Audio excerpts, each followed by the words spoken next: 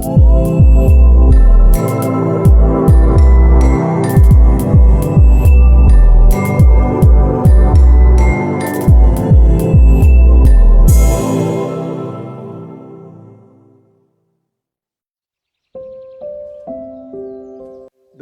നാമത്തിന് മഹത്വം ഉണ്ടാകട്ടെ. നല്ല വചനം പേജിലൂടെ നാം പഠിച്ചുകൊണ്ടിരിക്കുന്ന രക്ഷാ നഷ്ട സാധ്യതകളെ വിവരിക്കുന്ന വേദഭാഗങ്ങൾ മുമ്പ് സൂചിപ്പിച്ച പോലെ പഴയ നിയമത്തിലും പുതിയ നിയമത്തിലുമുള്ള ചില വേദഭാഗങ്ങൾ നമുക്കൊരിക്കൽ എന്നേക്കുമായി നാം ലഭിച്ചതും പ്രാപിച്ചതുമായിട്ടുള്ള ആത്മരക്ഷ നഷ്ടപ്പെട്ടു പോകാൻ സാധ്യതയുണ്ട് എന്ന് തോന്നിപ്പിക്കുന്ന നിലയിലുള്ള വേദഭാഗങ്ങളാണ്. അത്തരം വേദഭാഗങ്ങളുടെ സൂക്ഷ്മമായ പഠനമാണ് നമ്മൾ നല്ല വചനം പേജിലൂടെ ചെയ്തുകൊണ്ടിരിക്കുന്നത്. ഈ പഠനം പലർക്കും അനുഗ്രഹമായി തീരുന്നു എന്നറിയിക്കുന്നു. അനേകര് അത് ഡൗൺലോഡ് ചെയ്ത് തങ്ങളുടെ വെർച്വൽ ഫയലിൽ അത് സൂക്ഷിക്കുന്നുണ്ട്. ഫ്യൂച്ചർ റെഫറൻസിന് വേണ്ടി അവരത് പഠിക്കുന്നു. അങ്ങനെയുള്ളവരെ ഓർത്ത് ദൈവത്തിന് സ്തോത്രം ചെയ്യുന്നു. ഇത് 5000-ഓ 6000-ഓ വ്യൂവേഴ്സ് ഉണ്ടായാൽ അതിൽ 5 പേരെങ്കിലും ഇത് പ്രയോജനപ്പെടുന്നെങ്കിൽ ദൈവനാമം മഹത്വപ്പെടുന്നു എന്നാണ് ഞാൻ മനസ്സിലാക്കുന്നത്. ഇന്ന് ആ പരമ്പരയിൽ നമ്മൾ പഠിക്കാൻ പോകുന്നത് കൊരിന്ത്യർക്ക് എഴുതിയ രണ്ടാം ലേഖനം 6:14 മുതൽ 18 വരെയുള്ള വാക്യങ്ങളാണ്. 2 കൊരിന്ത്യർ 6:14 മുതൽ 18 വരെയുള്ള വാക്യങ്ങൾ പൗലോസ് അപ്പോസ്തലൻ പറയുകയാണ്, നിങ്ങൾ അവിശ്വാസികളോട് ഇണയില്ലാപ്പിണ കൂടരുത്, അശുദ്ധമായത് ഒന്നും തുടരുത്. അങ്ങനെയാണെങ്കിൽ നിങ്ങൾ എന്ത് ചെയ്യും? ഞാൻ നിങ്ങളെ കൈക്കൊണ്ട് നിങ്ങൾക്ക് പിതാവും നിങ്ങൾ എനിക്ക് പുത്രന്മാരും പുത്രിമാരും ആയിരിക്കും എന്ന് സർവശക്തനായ കർത്താവ് അരുളിച്ചെയ്യുന്നു. ഇവിടെ പറയപ്പെടുന്ന നിബന്ധനകൾ 2 ഒന്ന്, അവിശ്വാസികളായ ആളുകളുമായി ഇണയില്ലാപ്പിണ കൂടരുത്. ഇത് പ്രത്യേകിച്ച് വിവാഹ ജീവിതത്തോട് ബന്ധത്തിലും ഈ ലൗകികമായിട്ടുള്ള ബിസിനസ് സംബന്ധമായ കാര്യങ്ങളോട് ബന്ധത്തിലും ഒക്കെ നമുക്ക് വ്യാഖ്യാനപരമായി യോജിപ്പിക്കാൻ കഴിയുന്ന ഭാഗമാണ്.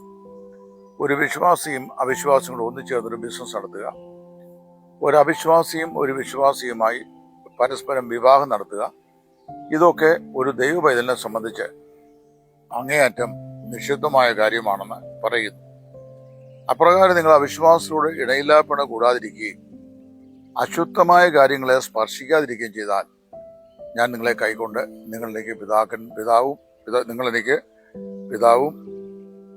ഞാൻ നിങ്ങൾക്ക് പിതാവും നിങ്ങൾ എനിക്ക് പുത്രന്മാരും പുത്രിമാരും ആയിരിക്കുമെന്നുള്ളതാണ് വാഗ്ദത്തം. ഇവിടെ ശ്രദ്ധിക്കേണ്ട വിഷയം ഉന്നതമായ വിശുദ്ധ ജീവിതത്തിന്റെ നിബന്ധനയാണ് അപ്പോസ്തലൻ പറയുന്നത്. ഒരു രക്ഷിക്കപ്പെട്ട ദൈവപൈതൽ തൻ്റെ ആത്മീയ ജീവിതത്തിൽ വളരെ ഉന്നതമായിരിക്കുന്ന ആത്മീയ നിലവാരം പുലർത്തുന്ന ആളായിരിക്കണം. എന്നാൽ പുത്രന്മാരും പുത്രിമാരും ആയിരിക്കും എന്ന് പറയുന്നത് ഈ കാര്യം പറഞ്ഞിട്ടാണ്. ഉന്നതമായിരിക്കുന്ന വിശുദ്ധ ജീവിതത്തിന്റെ ആവശ്യകതയെ ഊന്നൽ നൽകി പറഞ്ഞ ശേഷമാണ് എന്നാൽ നിങ്ങളിലേക്ക് പുത്രന്മാരും പുത്രിമാരുമായിരിക്കും എന്ന് പറയുന്നു. അങ്ങനെയുള്ള ജീവിതം നയിച്ചില്ലെങ്കിൽ മക്കളുമല്ല, രക്ഷിക്കപ്പെട്ടിട്ടുമില്ല. അഥവാ രക്ഷിക്കപ്പെട്ടതാണെങ്കിലും ജീവിതം ഇല്ലാതെ വന്നാൽ രക്ഷ നഷ്ടപ്പെട്ടു പോകും എന്നാണ് ഈ കൂട്ടർ പഠിപ്പിക്കുന്നത്. അതിന്റെ വിശദീകരണമാണ് ഞാനിപ്പോൾ പറയാനായിട്ട് ദൈവത്തിൽ ആഗ്രഹിക്കുകയും ചെയ്യുന്നത്. 1, ഒരു വ്യക്തി പുത്രത്വം പ്രാപിക്കുന്നത് എങ്ങനെയാണെന്നും പുത്രത്വം യാതൊരു കാരണവശാലും നഷ്ടപ്പെടുന്നതല്ല എന്നും ഇതിനു മുമ്പുള്ള പല എപ്പിസോഡുകൾ വഴിയും നമ്മൾ പഠിച്ചു കഴിഞ്ഞു. ഒരു വ്യക്തി പുത്രത്വം പ്രാപിക്കുന്നത് കർത്താവായ യേശുവിനെ രക്ഷിതാവും കർത്താവുമായി ജീവിതത്തിൽ സ്വീകരിക്കുമ്പോഴാണ്. ക്രിസ്തുവിനെ രക്ഷിതാവും കർത്താവുമായി ഹൃദയത്തിൽ സ്വീകരിക്കുമ്പോൾ നമ്മൾ പുത്രനെ സ്വീകരിക്കുകയാണ്, പുത്രനായ യേശു ക്രിസ്തുവിനെ സ്വീകരിക്കുകയാണ്.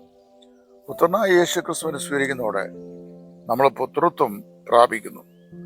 എന്നാൽ പുത്ര സ്വീകരണം എന്ന് പറയുന്നത് പുത്രത്വം പ്രാപിക്കുന്നതിന് വ്യത്യസ്തമായ ഒന്നാണ്. പല ആളുകളും ഇത് നമ്മൾ മെസ്സപ്പ് ചെയ്യാറുണ്ട്. പുത്ര സ്വീകരണവും പുത്രത്വം പ്രാപിക്കുന്നതും തമ്മിൽ രണ്ടും 2 കാര്യങ്ങളാണ്. പുറപ്പാട് പുസ്തകം നമ്മളിതിനു മുമ്പ് പഠിച്ചപ്പോൾ ഗലാത്യ ലേഖനത്തിൽ നിന്ന് ചില വാക്യഭാഗങ്ങൾ ഉദ്ധരിച്ചുകൊണ്ട് എന്താണ് പുത്ര സ്വീകരണം, എന്താണ് പുത്രത്വം, ഈ കാര്യങ്ങളെക്കുറിച്ച് വിശദമായി നമ്മൾ പഠിച്ചതാണ്. പുത്രത്വം എന്ന് പറയുന്നത് ഒരിക്കലും എന്നേക്കുമായി പ്രാപിക്കുന്നതാണ്. ഇപ്പം ഞാൻ രക്ഷിക്കപ്പെടുന്നതിന് മുമ്പ് ദൈവത്തിന്റെ പുത്രത്വം അവകാശപ്പെടാൻ കഴിയാത്ത ഒരു പാപിയായ മനുഷ്യനായിരുന്നു. എന്നാൽ കർത്താവായ യേശുവിനെ ജീവിതത്തിന്റെ രക്ഷിതാവും കർത്താവുമായി ഞാൻ ഹൃദയത്തിൽ സ്വീകരിച്ചപ്പോൾ എനിക്ക് എന്ത് ലഭിച്ചു എന്നറിയാമോ? പുത്രത്വം ലഭിച്ചു. കർത്താവായ യേശു ക്രിസ്തുവിൽ എനിക്ക് പുത്രത്വം ലഭിച്ചു. ആ പുത്രത്വം ലഭിച്ചപ്പോൾ ഞാൻ ദൈവപുത്രനായി തീർന്നു, അല്ലെങ്കിൽ ദൈവമകനായി തീർന്നു. യോഹന്നാൻ 1:12 അവനെ കൈക്കൊണ്ട് അവന്റെ നാമത്തിൽ വിശ്വസിക്കുന്ന ഏവർക്കും ദൈവ മക്കളായി തീരുവാൻ അവൻ അധികാരം കൊടുത്തു. അങ്ങനെ ദൈവത്തിന്റെ പുത്രനായ യേശു ക്രിസ്തുവിനെ രക്ഷിതാവും കർത്താവുമായി സ്വീകരിച്ചപ്പോൾ പുത്രത്വം നമ്മൾ പ്രാപിച്ചു കഴിഞ്ഞു.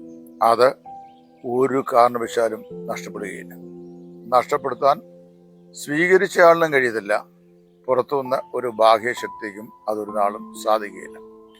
അതെല്ലാം കൂടെ ക്രോഡീകരിച്ചുകൊണ്ടാണ് അപ്പോസ്തലനായ പൗലോസ് റോമാലേഖനം 8-ാം അധ്യായത്തിന് 33 മുതലുള്ള വാക്യങ്ങൾ താഴോട്ട് പറയുമ്പോൾ ഇതിനൊടുവിലെ ക്രിസ്തുവിന്റെ സ്നേഹത്തിൽ നിന്ന് നമ്മെ വേർപിരിക്കുന്നത് ആർ എന്ന് ചോദിച്ചിട്ട് കഷ്ടതയോ സങ്കടമോ നഗ്നതയോ ആപത്തോ പട്ടിണിയോ വാളോ ഇപ്പോൾ ഉള്ളതോ വരുവാനുള്ളതോ വാഴ്ചകൾക്കോ അധികാരങ്ങൾക്കോ ദൂതന്മാർക്കോ ഉയർച്ചയ്ക്കോ ഉയരത്തിനോ താഴ്ചയ്ക്കോ മറ്റു യാതൊരു സൃഷ്ടിക്കോ നമ്മുടെ കർത്താവായ യേശു ക്രിസ്തുള്ള ദൈവസ്നേഹത്തിൽ നിന്ന് നമ്മെ വേർതിരിക്കുവാൻ കഴിയുകയില്ല എന്ന് നാം ഉറച്ചിരിക്കുന്നു പറയുമ്പോൾ നമുക്ക് ആ പുത്രത്വത്തെ അസാധുവാക്കുവാൻ ഒരിക്കലും ഒരു കാരണവശാലും സാധിക്കുകയില്ല.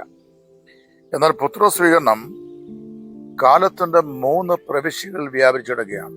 ഒന്ന്, ഗലാത്യർ 4:4-7 വരെ പുത്രന്മാരായി സ്വീകരിക്കപ്പെടുന്നു. നമ്മുടെ കർത്താവായ യേശു ക്രിസ്തുവിനെ രക്ഷിതാവും കർത്താവുമായി നമ്മൾ കൈക്കൊണ്ടപ്പോൾ പുത്രന്മാരായി നമ്മെ ദൈവം സ്വീകരിച്ചു. അത് പാസ്റ്റ് ഈവന്റ് ആണ്. ഉദാഹരണം പറഞ്ഞാൽ, എൻ്റെ 9ാമത്തെ വയസ്സിൽ ഞാൻ കർത്താവായ യേശുവിനെ എൻ്റെ ജീവിതത്തിന്റെ രക്ഷിതാവും കർത്താവുമായി കൈക്കൊണ്ടപ്പോൾ പിതാവായ ദൈവം എന്നെ പുത്രനായി തൻ്റെ മകനായി സ്വീകരിച്ചു. അതാണ് ഗലാത്യർ 4 നമ്മൾ വായിക്കുന്നത്. 2 കൊരിന്ത്യർ 6:17 പുത്രസ്വീകരണം ശരീരത്തിൽ പ്രാപിക്കും എന്ന് പറയുന്നു. റോമർ 8:23. അവയിൽ വർത്തമാനകാലത്ത് നാം ഇന്ന് ജീവിക്കുന്ന ഈ കാലഘട്ടത്തിലെ പുത്ര സ്വീകരണത്തെ കുറിച്ചാണ് ഇവിടെ പറയുന്നത്. കൈക്കൊണ്ടു എന്നുള്ള പദം പ്രത്യേകം ശ്രദ്ധിക്കണം. പുത്രത്വം ജനനം കൊണ്ടാണ് സാധിക്കുന്നത്. വീണ്ടും ജനനം കൊണ്ട് നാം പുത്രന്മാരായി തീർന്നു. കർത്താവായ യേശുവിനെ രക്ഷിതാവും കർത്താവുമായി സ്വീകരിച്ചപ്പോൾ വീണ്ടും ജനനം കൊണ്ട് നാം പുത്രന്മാരായി തീർന്നു. എന്നാൽ പുത്ര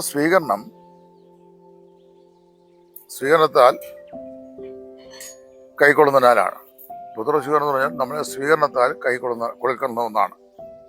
ആത്മാവിൽ നമ്മുടെ പുത്രസ്വീകരണം നടന്നു കഴിഞ്ഞിരിക്കുകയാണ്. കാര്യം വീണ്ടും ജനനം സംഭവിച്ചത് നമ്മുടെ ആത്മാവിനാണല്ലോ. അപ്പോൾ ആത്മാവിൽ പുത്രസ്വീകരണം നടന്നു കഴിഞ്ഞു.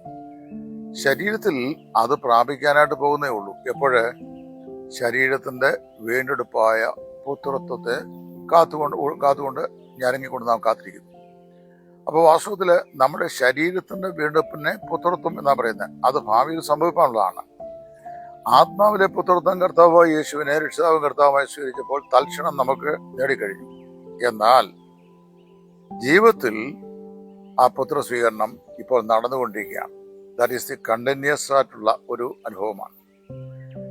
അല്ലെങ്കിൽ ഇങ്ങനെ പറയാം, പുത്രത്വം സ്വീകരിക്കപ്പെട്ടു, അല്ലെങ്കിൽ പുത്രത്വം നൽകപ്പെട്ടു, പുത്രത്വം നൽകപ്പെടും, പുത്രത്വം നൽകിക്കൊണ്ട് ഇരിക്കുന്നു എന്ന് പറഞ്ഞു കഴിഞ്ഞാൽ നമ്മൾ രക്ഷിക്കപ്പെടുന്നു, അല്ലെങ്കിൽ രക്ഷിക്കപ്പെട്ടുകൊണ്ടിരിക്കുന്നു, രക്ഷിക്കപ്പെടും എന്ന് പറയുന്നതിന്റെ മറ്റൊരു വേർഷനാണ്. അതിനായി എന്ത് ചെയ്യണം?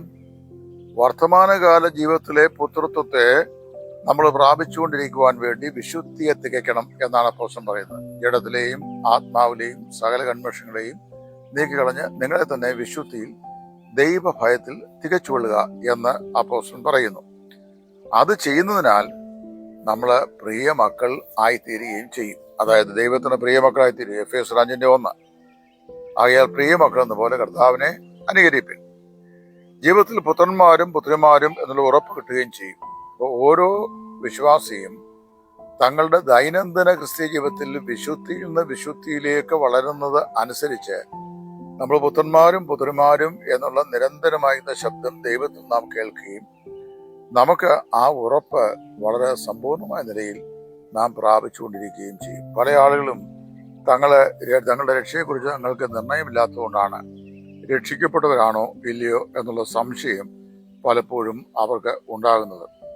അതുകൊണ്ട് ഇവിടെ പറയപ്പെടുന്ന അവിശ്വാസികളുടെ ഇടയില്ലാപ്പിണ കൂടരുത്, അശുദ്ധമായത് യാതൊന്നും തുടരുത്, എന്നാൽ ഞാൻ നിങ്ങളെ കൈക്കൊണ്ട് നിങ്ങൾക്ക് പിതാവും നിങ്ങൾ എനിക്ക് പുത്രിമാരുമായിരിക്കും എന്ന് പറയുമ്പോൾ, നമുക്ക് ഈ ഭൂമിയിൽ നമ്മൾ ജീവിക്കുമ്പോൾ എത്രയോ അശുദ്ധിയുള്ള ഒരു ലോകത്തിൽ നമ്മുടെ ചുറ്റുപാടും എത്രയോ അശുദ്ധമായിരിക്കുന്ന കാര്യങ്ങളുള്ള ഒരു സമൂഹത്തിലാണ് ഞാൻ നിങ്ങളും ജീവിക്കുന്നത്.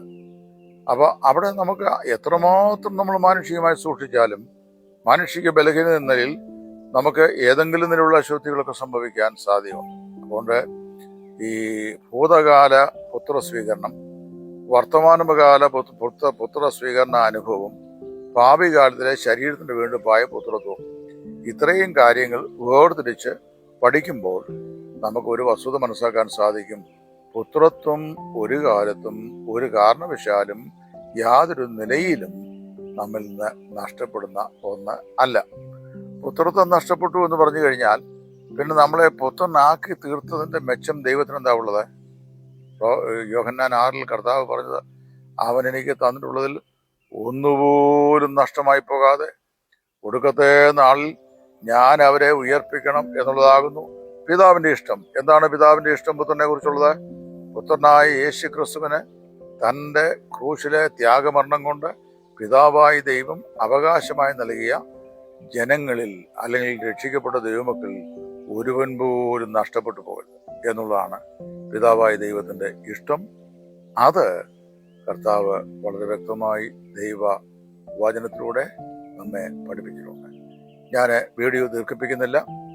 കർത്താവായ യേശുവിനെ രക്ഷിതാവും കർത്താവുമായി സ്വീകരിച്ച ഏതൊരു ദൈവവേദലിനും ഈ പറയപ്പെട്ട ഉറപ്പ് ദൈവത്തിന്റെ വചനം നൽകുന്നത് കൊണ്ട് നമുക്ക് നിശ്ചയമായും അതിൽ ഉറച്ച് വിശ്വസിക്കുവാനും കർത്താവിൽ ആശ്വസിക്കുവാനും ധൈര്യപ്പെടുവാനും സാധിക്കുമെന്ന വചനത്തിന്റെ പിൻബലത്തോടെ സൂചിപ്പിച്ചുകൊണ്ട് ഞാൻ ഈ ക്ലാസ് ഇന്നത്തേത് ഇവിടെ നിർത്തുന്നു. ദൈവനാമം മഹത്വപ്പെടട്ടെ.